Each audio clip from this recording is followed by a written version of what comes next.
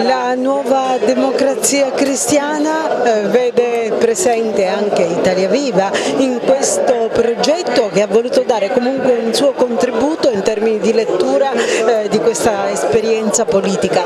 Quando un altro partito ci invita ad un confronto, volentieri noi raccogliamo questo invito, come nel caso della nuova Democrazia Cristiana, così come ho partecipato a dibattiti col PD o con Fratelli d'Italia, quindi volentieri sono stata qui oggi a Rivera alla Democrazia Cristiana.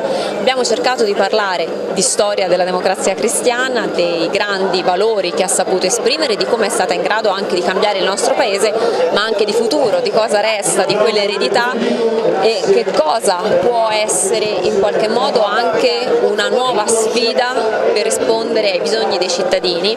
Su una cosa ci siamo trovati d'accordo: vogliamo essere alternativi sia al sovranismo di destra che al populismo di sinistra. Poi chiaramente siamo due partiti diversi, con un lavoro diverso che stiamo facendo Italia Viva e la nuova Democrazia Cristiana qua in Sicilia, e quindi diciamo che è un primo incontro. Si può costruire un progetto politico che vada al di là di ciò che è l'imminenza delle europee? Noi stiamo come Italia Viva provando a costruire un progetto che vada oltre i limiti del nostro partito in vista delle europee, per cercare di parlare a tante persone che oggi non vanno a votare, quasi il 50% dei cittadini non va a votare, a tante persone che non si riconoscono più magari nei partiti che hanno votato fino adesso, sia a destra che a sinistra.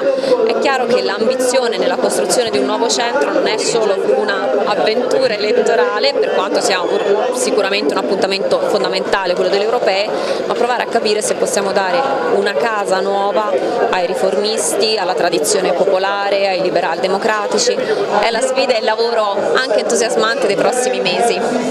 Tra sovranismo e populismo, alla luce della vostra ultima esperienza, quanto è cambiata l'Italia? Sicuramente il sovranismo e il populismo non hanno cambiato in meglio il nostro Paese.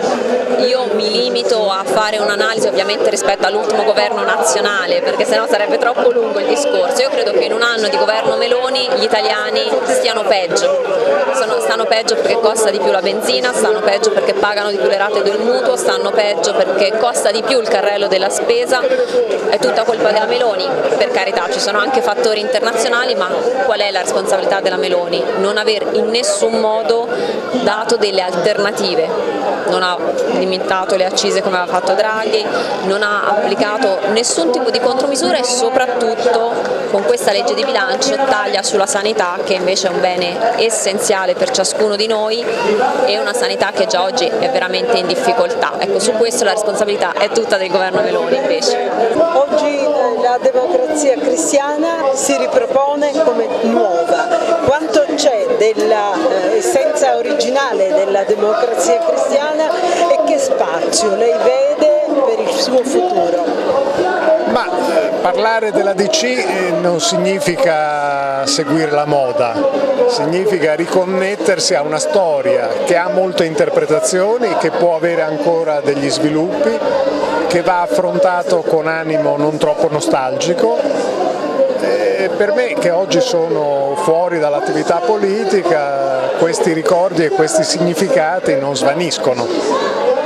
Crede che possa esserci uno spazio concreto nell'attuale panorama politico per affermare quest'idea?